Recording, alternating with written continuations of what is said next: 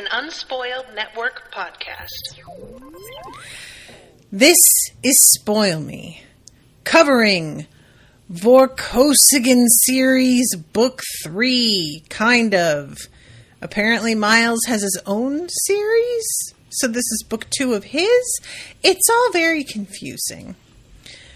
We're covering chapters 1, 2, and 3 this episode, and a lot has changed.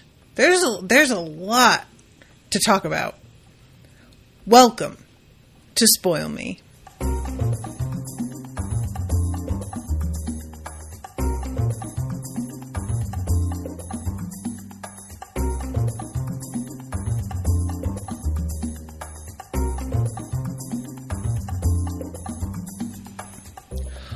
Welcome to the show, everyone. I am Natasha. Thank you very much to Jen for commissioning this episode. Jen, if you are out there, appreciate you. I think this might be your first commission. It may not be. I may have just forgot, but I have a pretty good memory for the names of folks who do commissions, so I think I may be right about that. Yeah, you guys, I did not know that this was going to be a Miles book. It's a really strange,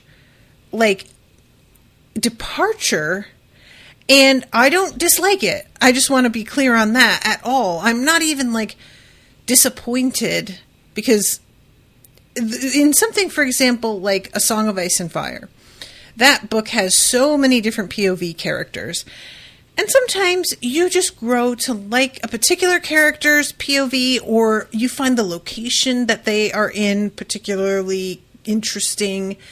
And so when you depart from it to somebody else, it's not exactly that you're dislike the other person so much as you felt like you wanted more of the first one. But I have to be honest, as much as I like Cordelia, I was kind of surprised at myself that finding out we were switching POVs was kind of nice. And I just really don't want it to seem like I'm saying I got sick of Cordelia and I was relieved to switch around. It's something that Miles and I have been talking about on the Sookie Stackhouse books, because the whole series is written from Sookie's POV until the very last book, at which point you jump into a couple other POVs of antagonists for the very first time.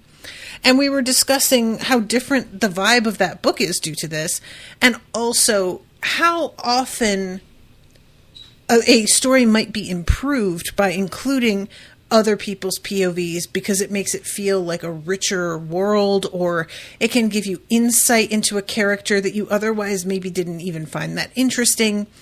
So I am kind of team multiple POVs for the most part, unless you're attempting to do something with your story that needs only one person's POV so that certain things are kept secret or whatever. There's going to be plot devices in which multiple POVs really just don't work very well. But setting that aside, I don't feel like I'm ever dismayed at getting more information about the universe that I'm reading about. And especially if you have something going on where there are, different levels of government or different departments that people work in or anything like that, or people have really different skill sets, getting into their POVs and finding out the details about how what they do works and the way that they view other people, it's just kind of fun. So all that said, I came into this not realizing until I saw the cover of the book, which honestly, it's kind of funny because the cover of the book has this kid that looks like he is straight out of Gossip Girl or something. He has that perfect but bland sort of CW face. And I just don't picture Miles looking this way. It felt really off to me. So I had a moment of just kind of I can see from this picture that this is going to be a Miles book, but y'all don't have a real good handle on Miles, do you? I may be wrong. And maybe he is this like perfectly attractive but bland, young man. But you guys, the last episode, I talked a lot about my feelings on having the courage to follow through and have a character who is disabled in some way. And I'm really glad to see that despite the progress that Miles has made, we are not just sort of hand-waving that he used to have issues and now he has gotten past them. This is very much a present problem. And while he has gotten to a point where he is able to function better and even like learn his strengths to a degree that he is approaching things in somewhat normal ways, there are a lot of obstacles still, especially in terms of his own reaction to the people around him and their criticism of him. And I really don't want this to seem like victim blaming, because I'm not trying to say that Miles is responsible for it's such a tricky thing because he needs to work on his reaction to people. But I'm not trying to say that being upset at the way people respond to him is invalid.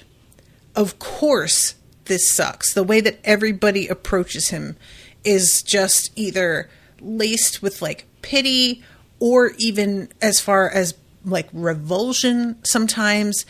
And there's just this sense of dread at every encounter. How is this person who, whenever it's a new person, how are they going to react to me? And what kind of unintentionally offensive comments are they going to make?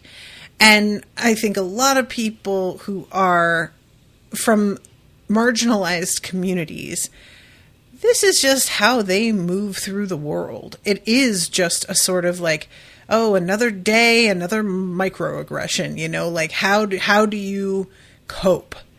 And the way that this story opens, it was genuinely startling, and I'm curious about anybody else's reaction to this. But Miles is in the group that is going to be going through testing for training to be a soldier. I really wonder about him choosing to go for this particular, I don't know if I want to call it a vocation, but I guess, because there are obviously people who just feel called, right, to fulfill some sort of honorable service to their country, to the people around them.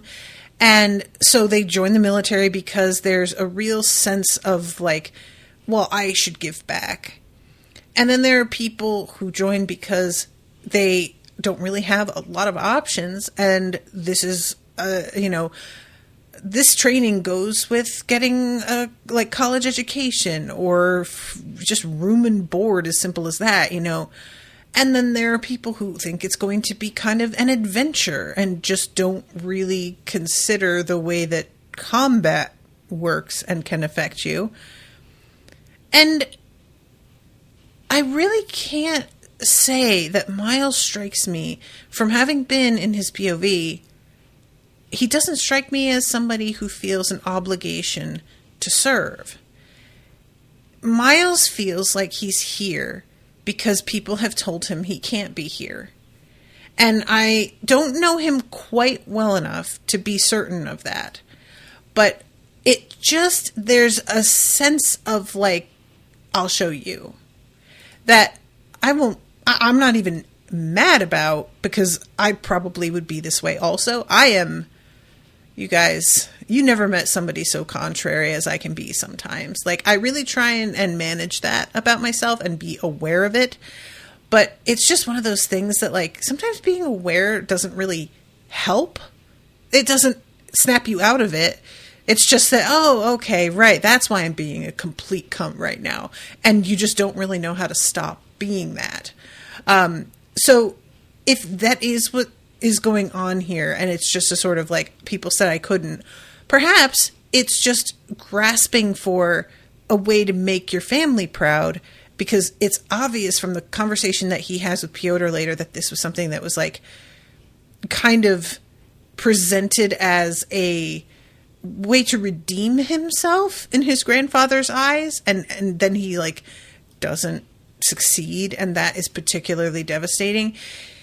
You guys, Pyotr dies, and Miles believes that it's him being such a disappointment that drove Pyotr to death. I can't tell you how heartbroken I felt reading that. Like, that there's something about that I don't know if you ever recover and realize that you are being unfair to yourself.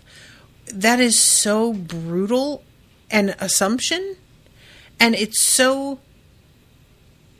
one of those things where I'm like, I want him to have more faith in his grandfather than that. But Pyotr has been so vocal about how little he thinks of Miles from before he was born, that there really isn't a good reason or a good way to be convincing and tell him that's not what's happening here. I don't know that there's anything anybody can say to convince him that's not what happened here. And I sort of like, I'm like, maybe Pyotr will have kept a journal and he'll find it and discover that some other thing happened, and so it wasn't about him. Or maybe Pyotr was murdered, and so, you know, his death was actually untimely and not simply due to his grandson being a massive disappointment. But that is heavy, and it's not even like he thinks it and then is like, I know I'm being unreasonable and it's not always about me.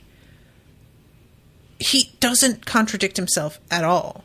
He just thinks this and then moves on to, so when's the funeral? You know, like, it's just the way that he reacts to this thought is almost a foregone conclusion of like, well, of course, this is due to me. And wow, Miles, the fact that you have been made to feel like you are such a disappointment that this kind of assumption isn't even met with resistance in your own mind. I'm so sorry, dude. I really am. Just like, that is so... The damage that has been done to him over time.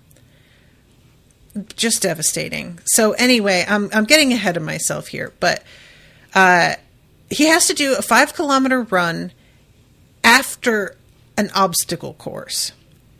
And he is standing there amongst all of the other young men, and he is considerably shorter than all of them.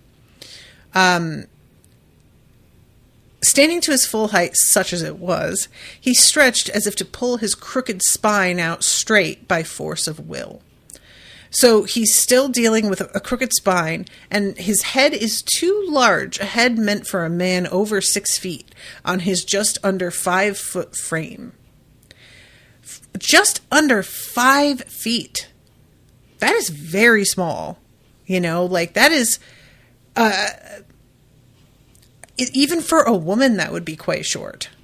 And for a man, especially in a world like the Barrier world, where things are just, everything is about like strength and appearances and masculinity, and, you know, then yeah, I could see that this would be something that would just fucking ping against your psyche all day.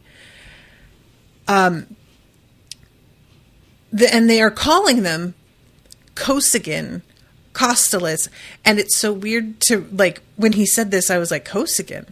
That sounds familiar. It took me a second to be like, oh, like Vor Kosygin, but it's not with Vor. Oh, that's what's going on, because it definitely had a second of sort of Weird. I almost felt like I knew who he was talking about.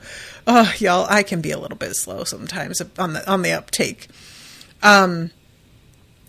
So he's looking at the gents on either side of him, and this guy, Kostelitz, comes up to him and says, "What the hell is this thing on your leg?" Miles controlled his irritation with the ease of long practice. God knew he did stand out in a crowd, particularly this crowd. At least Kostelitz did not make hex signs at him like a certain decrepit old countrywoman down at Vorkosagin-Surlow. Can you imagine, guys, that just like the way you look is enough to make people believe you are bringing the evil eye down on them or something? Like, oof. So he just says leg brace, and he tries not to like go into it, but the kid asks what for. He explains the synthetics, and this guy, or the bones like being brittle and being replaced with synthetics, and he backs away as if like the next thing Miles is going to say is, "This is a result of a terrible, deadly disease." So he has a moment of thinking, maybe I should tell him it's contagious and that I was 6'4" last year and this is me now. But he explains the reality behind it. And I do like that this is done in such a way that what's really happening is we are getting a reminder of what occurred or an info dump for those who haven't read the previous books and are just starting with the Miles books. I don't know why you would do that, but people read books in an order that I find mystifying all the time. I'm looking at you, Cam. So, it's just probably a good way to cover your bases here, and I think it's done pretty elegantly. So he says, I thought there was a minimum height rule, and he says it was waived pending my test results. And this kid takes a moment to sort of think on this. I love that he calls the kid a dink in his head, because I use the insult dink quite a lot. It's not something that I hear often, though. And he says, do you really expect to pass the physicals above the 15th or 50th percentile? No. Then what the hell's the point? I don't have to pass, just make something near a decent score.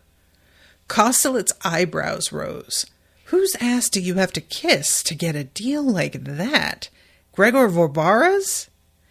And he's got a sort of energy to him here where he's starting to be like, who are you then? Like, should I be concerned? But finally, he says, I petitioned to have my scores averaged instead of taken separately. I expect my writtens to bring up my physicals. And he says, that far up, you'd need a damn perfect score. That's right, Miles snarled. And that's really the first indication we get that he is really beginning to lose his patience with this guy in a visible way. He had been obviously irritated in his internal monologue, but it seemed as if he was managing to kind of keep his frustration from showing. And it's saying that he snarled. It's immediately cut off by one of the officers calling the two of them over, but this kid doesn't exactly react as if he clocked the fact that he was being snarled at.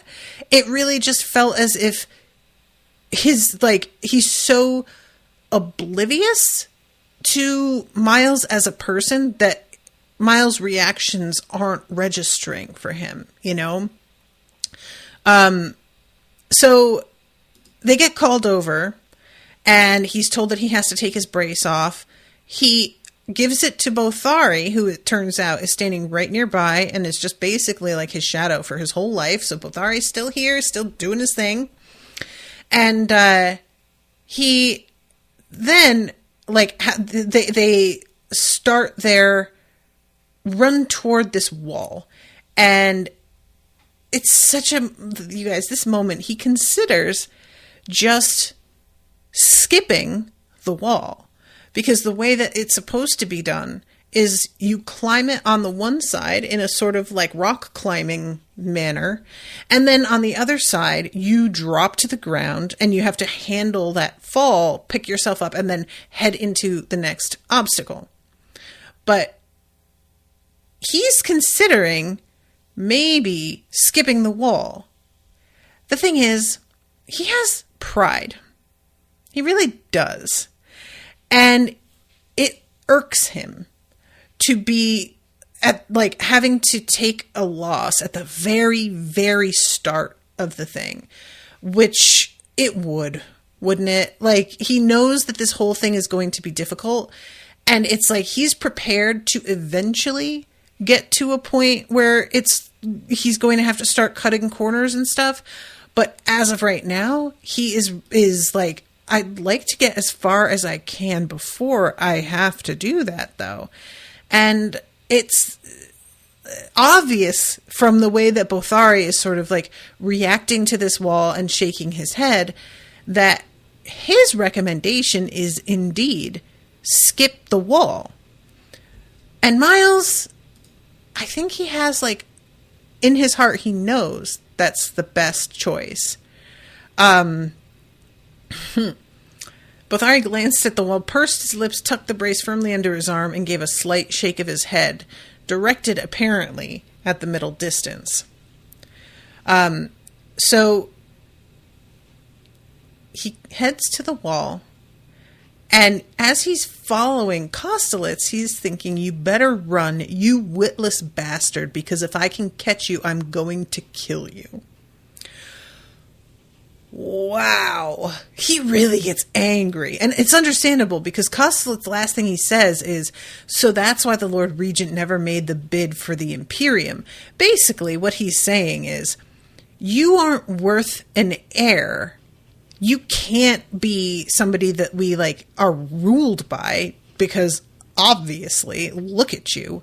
So you were the reason that he decided that he wasn't going to attempt to like have a coup and take over because he understands you aren't fit. Yikes. I mean, yeah, it makes sense that he is just heading after this kid and absolutely like gunning for him. I am not mad at that at all, honestly. So, unfortunately though, he lets his temper about this kind of take over. The first thing, he felt like a cow in a horse race, which is a really great descriptor. And then he gets to the wall, and Kostelitz is having a hard time with it, and he's able to do it like no problem. He reached the top ahead of Kostelitz. He looked down and stopped.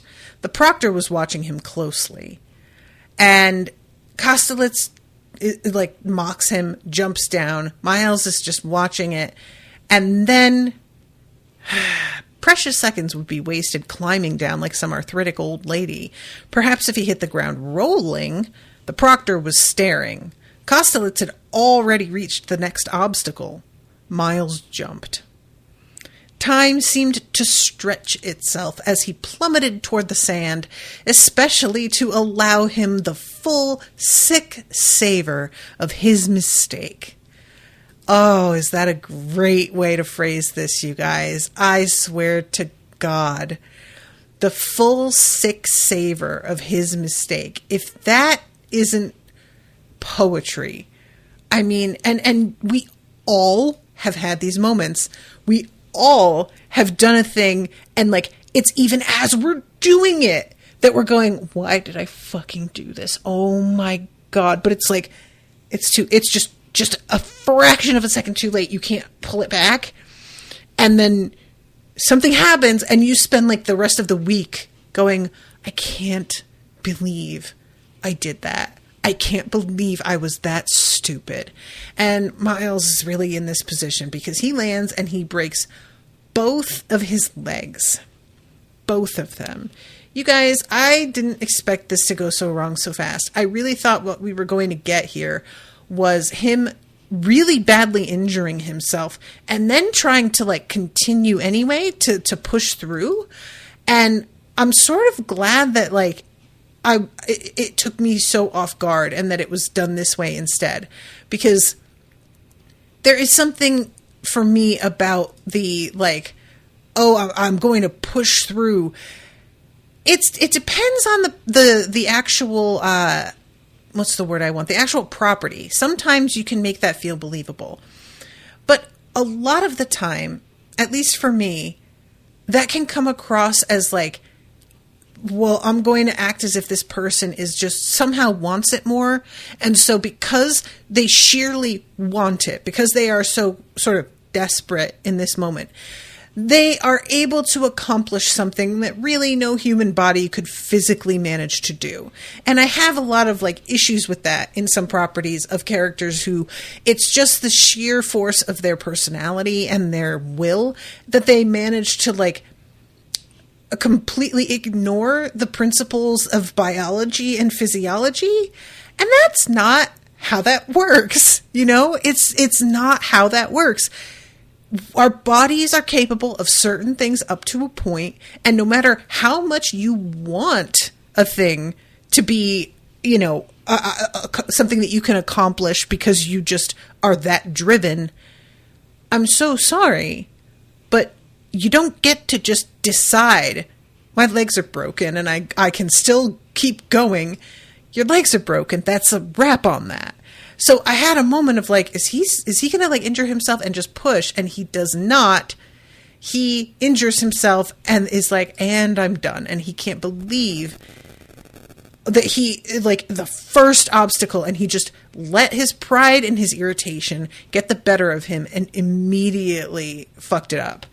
Oh, Miles, I really felt for him here. This is just, and it's a combination of things. Like, it's a reminder of not only like how fragile he really is, and letting us as an audience know that, like, yes, he has come a long way, but also, you know, there's only so much that he can do. He also is, it's showing us that he is still somebody who can be rattled, that he isn't so mature, that he has learned to just look past the barbs and jibes of the people around him. He is still a kid who is sensitive to this stuff, and it bothers him, and he isn't able to just sort of put that to the side because it just, you know, it's gotten into his head, a lot of it. So it lets you know a lot about his character and the fact that, like, his parents have taught him well. They are wise people with a lot of empathy, but there are some things that you just have to learn for yourself as a kid and go through, because nobody telling you this is a bad idea is really going to convince you that it's a bad idea until you do it and fuck it up. So yeah, you know, Bothari off to the side trying to tell him, like, don't do it.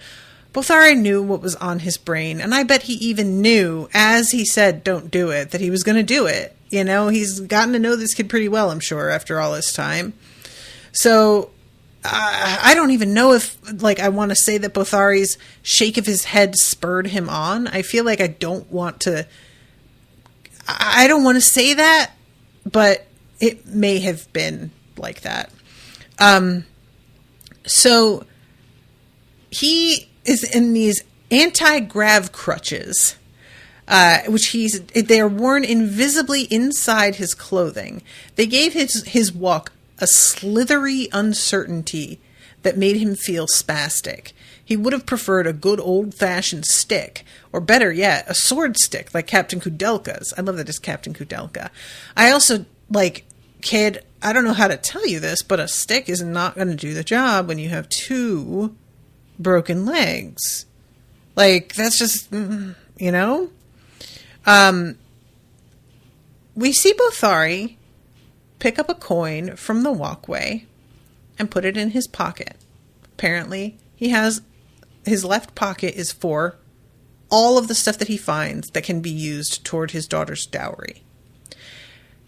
So Bothari's really still struggling with the fact that his daughter is a bastard and he knows it, but he doesn't want it to affect her life. He doesn't want other people to be aware of it, surely doesn't want her aware of it, and is attempting to, like, guard against some, like, the kinds of arguments that people could say, well, our son, we can't consider it because she doesn't have the dowry, when in fact, maybe it's about her parentage and the uncertainty of that, and they're declining due to this. I think he's trying to, like, ensure that she has every advantage that she can get, because he understands that to a degree, there are still going to be a lot of questions circulating about her. So, this is the first time that we really get a sense of how Miles feels about her. Well, not here, but, like, pretty quickly. He is in love with Elena, and there's no question in his mind about the two of, like, he just doesn't seem to see himself as a potential suitor to her at all. He's not an option because of his disability. And then later on, it's, she figures out that she is, like, has been lied to about who her mother is, and he's realizing that she may be a bastard, which would be yet another thing that would keep them from being able to consider being together, even if that were something she wants. And honestly, she seems really sweet, and I don't think that she'd necessarily be like, I can't consider you because of your disability, but it does not feel as if she has ever really looked at him in a romantic way. There's no sense of appraisal from her. There's no awkwardness at his closeness when she's, like, lifted her skirt so that he can see her leg at one point. It doesn't feel like she has the kind of, like, self-consciousness or awareness that happens when you are around a person that you feel an attraction to. And I wish that weren't true, because Miles, obviously, even for somebody so young, and even for somebody who fucked up this, first test, he's got a good head on his shoulders. It's obvious, but I am not certain this is going anywhere for him. So I guess we'll have to see. He runs into his mother. We don't really get very much with Cordelia. And it's just sort of a moment of her, like, being pleased with Bothari, who's very protective of him as usual. He is going in to see Piotr, and this is so sad, guys. Piotr, we find out later, had been considering changing his mind about Miles taking his name if Miles had been able to get through, like, any of this challenge. And he didn't tell Miles this. It was something that eventually I think Elena overheard him talking about. I don't remember who it was or if he said it to her, but just knowing that he was prepared to, like, set aside the bigotry a little bit, and that even the sort of bare minimum in his eyes that he had been willing to accept was still not low enough, that is fucking with Miles' head pretty badly. I am personally disgusted at the fact that after everything, Piotr still hasn't decided to just fucking give this kid his name. Ew. The fact that Miles is, like, taking it to heart so much, it's completely understandable. Like, I'm not criticizing Miles, but it makes me really, really sad to know how much this sort of thing, despite logic, despite your own, like, the pep talks from your parents, I'm sure this is something that has really wormed his way into his sense of self, So there's a little bit of a chat here where Piotr tries to be like, well, maybe the test wasn't administered fairly. Like, he's about to, like, start some shit so that Miles can try again. And Miles is just like, nope, that's not what happened. And he says, I failed because I wasn't good enough. And Piotr says, in the old days, no one would have dared question your right. In the old days, the cost of my incompetence would have been paid in other men's lives. This is more efficient, I believe. Well, times change. Barrier has changed. And he does the whole, like, these kids today, and then eventually he talks himself down and is just like, well, the world has changed and it can be hard to move along with it. But, and he says, what are you going to do now as Miles gets up to leave? Well, there's always the other aristocratic line to fall back on. If I can't be a service grunt, I'll be a town clown. I plan to be a famous epicure and lover of women. More fun than soldiering any day. His grandfather fell in with his humor. Yes, I have always envied the breed. Go to, boy. He smiled, but Miles felt it was as forced as his own. It was a lie anyway. Drone was a swear word in the old man's vocabulary. Miles collected Bothari and made his own escape. This is just tough to read. So then we go to him actually, like, running into Elena, and her, she let's see, where is it? Oh yeah, here it is. She knows what a treat it is for me to come to the capital. I almost feel like she's my mother sometimes. She's talking about his. And he says, tell her that it would please her. Do you really think so? Absolutely. He shook himself into alertness. And I had a moment of thinking, like, if you're into her, encouraging her to see herself as your sister might not be the way to go here. But you look absolutely smashed. Literally. Too true. I'll get over it. You heard all about it, I suppose. And this is when the name thing comes up. And he describes the argument that we have seen, so I won't get into that, but before he was born. He also mentions that she obviously is somebody who could be capable as a warrior herself, and that if the Baryarans weren't so fucking backward, they would make use of her. And she feels like he's mocking her a little bit here, but he is, we can tell, quite serious. And she says, my father is such a conservative. He ought to have been born 200 years ago. You're the only person I know who doesn't think he's weird. He's so paranoid. And he, out of the blue this morning, he started talking about arranging my marriage. Miles stopped and glanced up at her. Really? What did he say? Not much. He just mentioned it. I wish my mother were alive. Well, there's always my mother. If you want somebody to talk to, or me, you can talk to me, can't you? She smiled in gratitude. Thanks. He never talks about my mother anymore, Hasn't since I was about 12. He used to tell me long stories. Well, long for him. I wonder if he's beginning to forget her. And I wonder if Bothari has begun to sort of like... It may be a combination of factors, but my take on this is that she's getting old enough to sort of ask more questions, and maybe he reached a place where he couldn't answer a lot of them, like, consistently or believably. So he just decided to sort of like drop the subject entirely and make it kind of a forbidden, and also potentially Bothari, we have seen how much he has struggled and how fucked up he has been over a lot.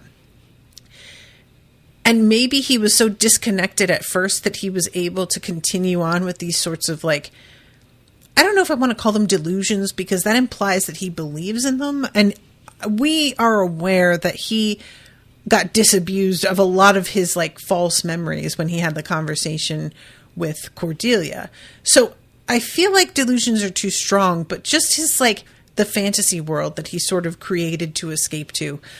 I'm wondering if he has just reached a point in his own life where it feels too fucked up to try and keep up that pretense anymore. And he's decided that he's gone so far with it for so long that he can't exactly tell her the truth now, but he isn't going to continue spinning these wild yarns anymore, you know?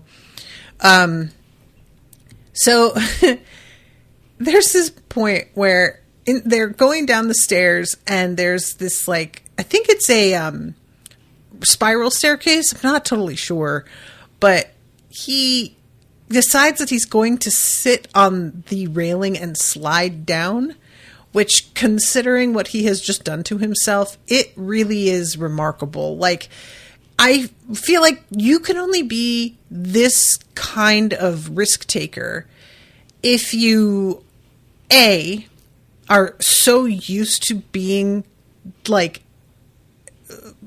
sort of bedridden because of your injuries that it doesn't even faze you that much anymore, or B, potentially just that he's young and he just doesn't think things through, or C, maybe he's just kind of got like a bit of a death wish. I don't know, but I definitely had a moment here of, really, kid? So he slides down and he winds up right in front of his father, getting, like, caught by him. Admiral Lord Errol Vorkosigan, Prime Minister of Barrayar in the service of Emperor Gregor Vobara, formerly Lord Regent of same, straightened his uniform jacket and cleared his throat. "Good afternoon, son." Only his eyes laughed. "I'm glad to see your injuries were not too serious." Miles shrugged, secretly relieved to be spared more sardonic comments in public. The usual. I just really, you guys, he's saying, I'm glad it wasn't more serious. Brad has 2 broken legs. What he must have gone through for 2 broken-ass legs to not seem like it's a serious problem, I don't even want to think about. What is serious then?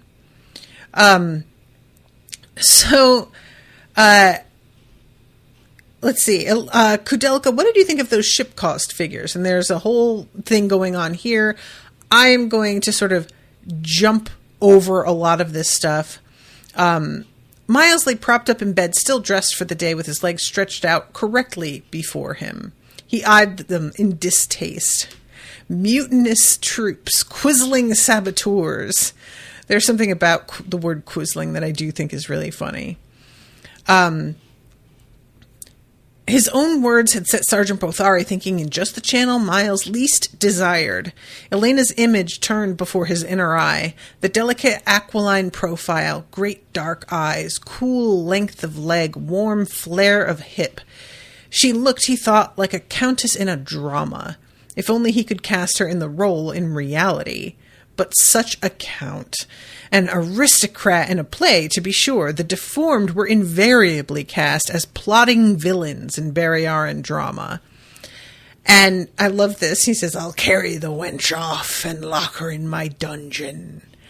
But, y'all, this is so true. Like, it's a thing in our culture. People with disabilities or who are somehow, like, you know, born with birth defects or are fat, we are the villains every time. It's always meant to be like, well, you can just tell, can't you, just looking at them. He tried to imagine himself rightly and properly asking his father to be his go-between to Sergeant Bothari. Horrific. He sighed and writhed vainly for a more comfortable position. Only 17, too young to marry even by Barrayaran standards, and quite unemployed for now. It would be years, probably, before he would be in a sufficient independent position to offer for Elena against parental backing. Surely she would be snapped up long before then. And I really like the fact that, like, this, he really gives this some thought, and there are real obstacles like this in place as well. The chance that she would be snapped up because he sees her as, of course, many people would desire her. And I'm sort of wondering if that's true. She's certainly beautiful and clearly intelligent, and I don't want to say capable because we don't really know that yet, but I feel like she must be if he sees like her in such a light. But I wonder if like her birth is going to interfere more than he thinks it will, because he doesn't know anything yet at this point. So, okay. I'm realizing how close to time I am already. My God, you guys, I am still like so early on in this. Okay. I'm trying to find the moment where Miles is talking with his father about like his failure. And his father is like, look, I don't know if this might not have been for you. Your mother called the military hired killers. And he says, if I had any doubts about your potential as an officer, it was perhaps in that area. To kill a man, it helps if you can first take away his face. A neat mental trick, handy for a soldier. I'm not sure you have the narrowness of vision required. You can't help seeing all around. You're like your mother. You always have that clear view of the back of your own head. Never knew you for narrow, sir. But I lost the trick of it. That's why I went into politics. To your cost, I'm afraid. And this is when he says, is that why you never made the bid for Imperium? Because your heir was this. And he looks so angry and just says, who said so? Nobody, replied Miles nervously. Never let anyone say so. It's an insult to both our honors. And I like this because he's just like, first of all, you aren't any kind of obstacle. And secondly, I wasn't going to fucking do that because it's a shitty thing to do. And Miles is just like, okay, it's cool, just calm. And he realizes like, yeah, I'm sorry. You just really got a sore spot for me.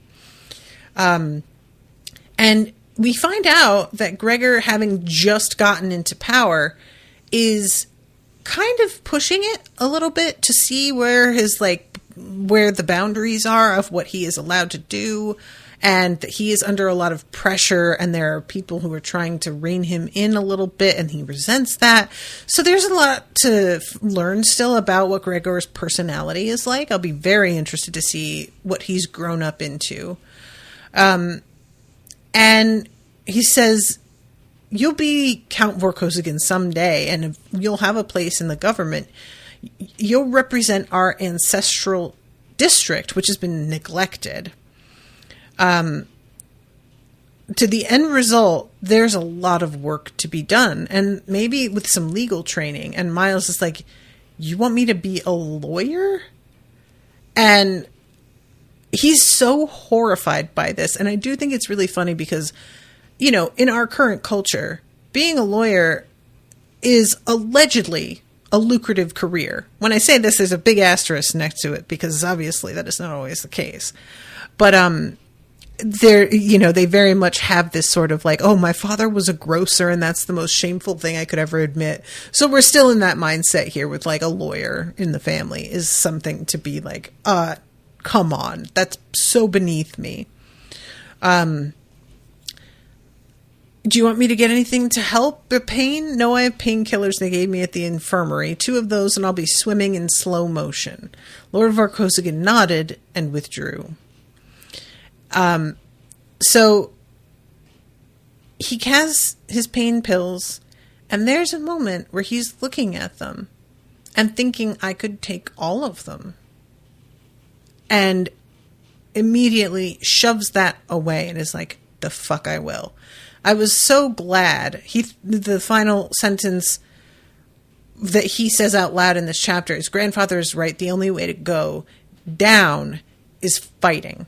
But I really, there's no way that you live with the kind of disabilities that he has and you don't consider suicide, because there's just no way. I'm sorry. In the world that he lives in and the amount of surgeries he's had to go through and feeling like you're bringing shame on your family, and what is your future? What could you even do? What options would be open to you. I just would feel like not addressing this thought would be almost insincere for his character. You know, it would just not feel genuine. So he gets woken up in the middle of the night and we find out that Pyotr died. He is woken as Lord Vorkosigan. So immediately he's like, oh shit. And he says he died in his sleep about 2 hours ago. He felt no pain, I think. And his father is really holding it together, but only his eyes, and only now and then, through a passing trick of angle, held the look of some stricken and bewildered child. The eyes frightened Miles far more than the stern mouth. The stricken and bewildered child is just such a great phrase. And he says, he's been hanging by a thread for months. You know that. And the way he says it makes it feel to me like he knows what Miles is thinking. I cut that thread yesterday.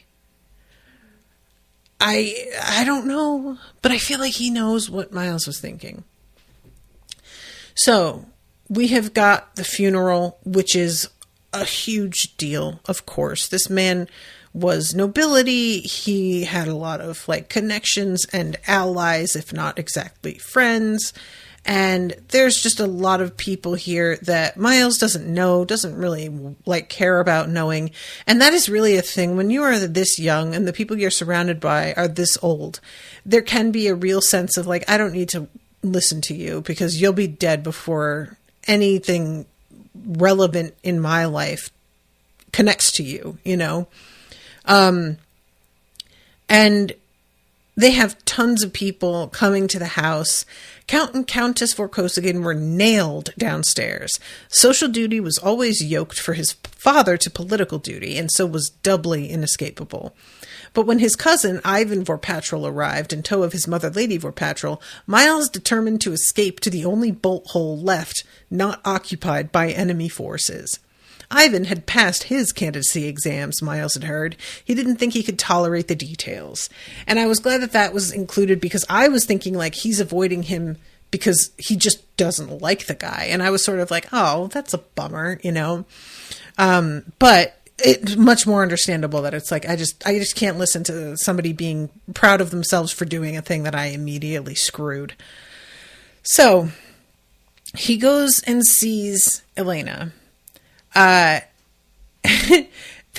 This moment, he tried the enamel pattern knob, found it unlocked, and snaked a hand waving the flowers around the door. Her voice added, "Oh, come in, Miles." He bobbed around the door, and he says, "How did you know it was me?" "Well, it was either you or nobody brings me flowers on their knees." Her eye lingered a moment on the doorknob, unconsciously revealing the height scale used for her deduction. So he tries to make a joke out of this and actually drops to his knees and comes at her like this. And his legs are not happy about this, but he just can't seem to help performing for her. And really, he has to cover up his discomfort with jokes. I get it. You know, this is also my MO most of the time. So I really see myself in Miles, even if the difficulties that I deal with are not at the scale. I really know this sort of coping mechanism quite well. And they have a little chat here about the room and what's going on with him and his feelings about his grandfather having passed away. And she says, "This is quite bad enough of you. I don't know where, I don't know where it is." She's talking about putting flowers on her mother's grave. And he says, "How strange. As fixated as the sergeant is on your mother, I'd have thought he'd be just the pilgrimage type. Maybe he doesn't like to think about her death, though." And when she says that she asked where she's buried, he just wouldn't respond to her. And she starts talking about how some of the ways her mother allegedly died do not match up together.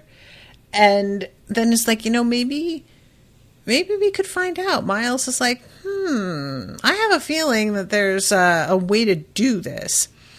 And so what they do is they go to the library, and there's somebody guarding it that they make it seem as if they're going in here to make out. And can you please give us a heads up if somebody's coming so that we can get decent before they come in here.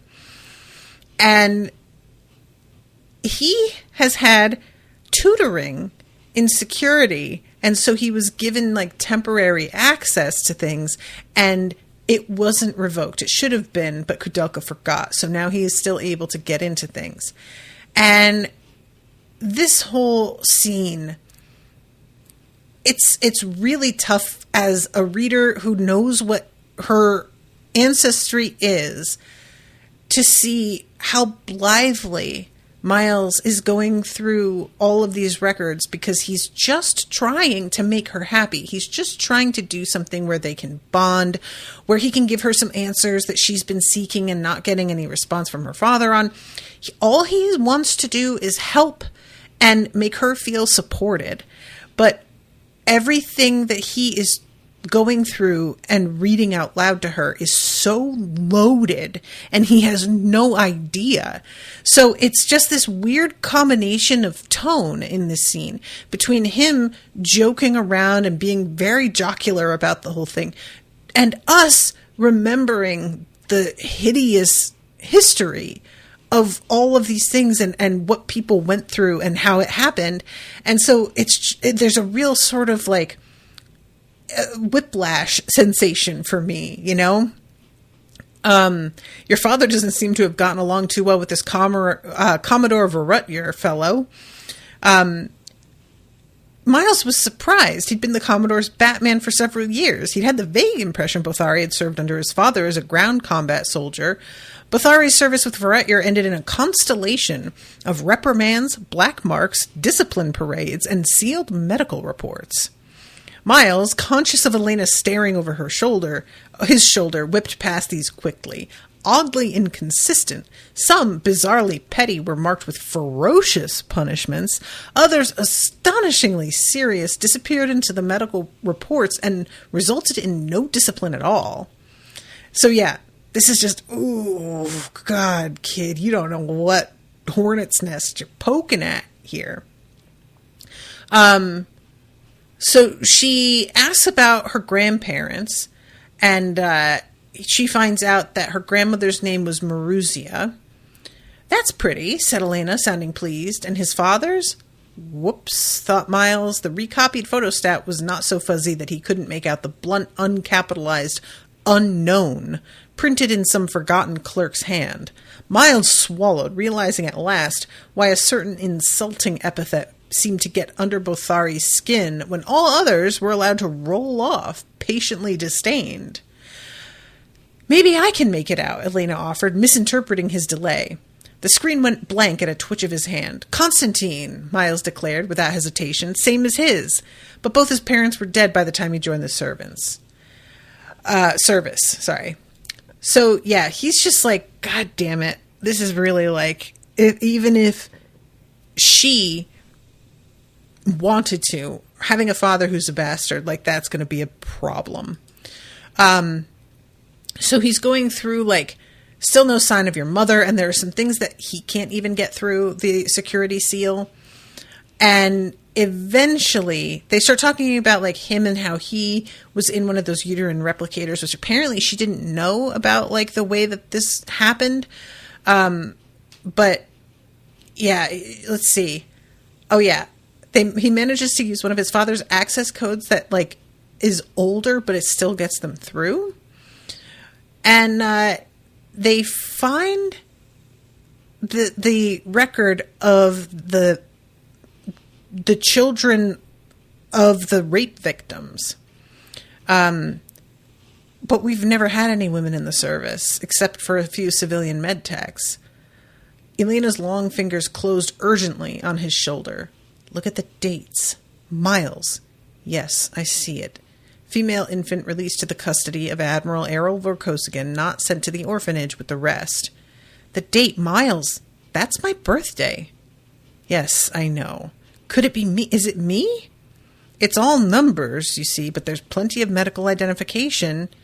And there's footprints, retinal, and blood type. And so they do all of this stuff, which is where he, like, sees her leg and has a moment of just like, God damn. And it is her. And she says, what does this mean? Was I a clone or manufactured? Or, like, do I not have a mother? And he starts to realize he was failing himself for being able to give her answers here. And now he's suddenly, finally, like, seeing her reaction and realizing, oh, no, I really stepped in it here.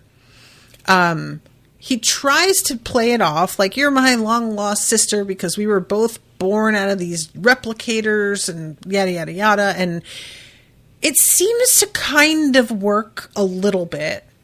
She gets distracted and then somebody starts to come in and they have to pretend that they're making out. And they actually do kiss, but we don't, like, Miles does not have any time to actually enjoy that moment at all. Kudelka comes in and is very, like, smirking to himself about the whole thing. The Count was darkening rapidly. Miles finally found something to do with all the air he'd taken in. All right, he said in a firm, didactic tone. Now, after grant me this boon on the next line, you say with all my heart. And then he looks up and he's like, hi, everybody. Well, we can just go practice all of this elsewhere. A strategic withdrawal in good order. What more can you ask for being outgunned, outnumbered, and outranked? He says to her, like, once they're in the hallway. I think you're an idiot. My other stocking is hanging over the back of your shoulder. Oh, I guess that didn't look too good. She glared at him and snatched it back. And now I'm going to get lectured at. He treats every male that comes near me like a potential rapist anyway. He'll probably forbid me to speak to you too, or send me back to the country forever. And on top of that, he's lied to me about my mother. And she just goes into her room and she slams the door and he tries to be like, come on, and talk to me. And she just yells, go away. And he hangs around hoping she'll change her mind for a little bit. But eventually he notices that one of the guards is kind of like, he's not looking at him, but there's a real sense of like, don't make me come over here and escort you away, dude, you know? So finally he does leave.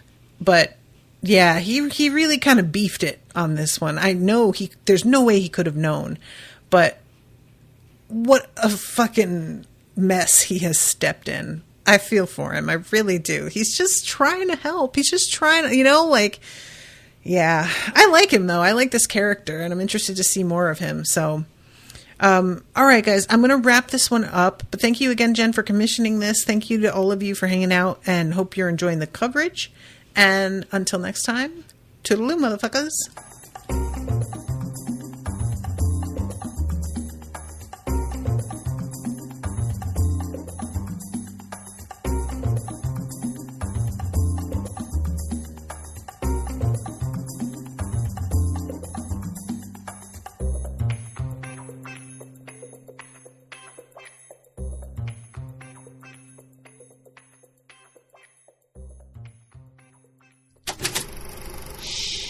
That was an Unspoiled Network podcast.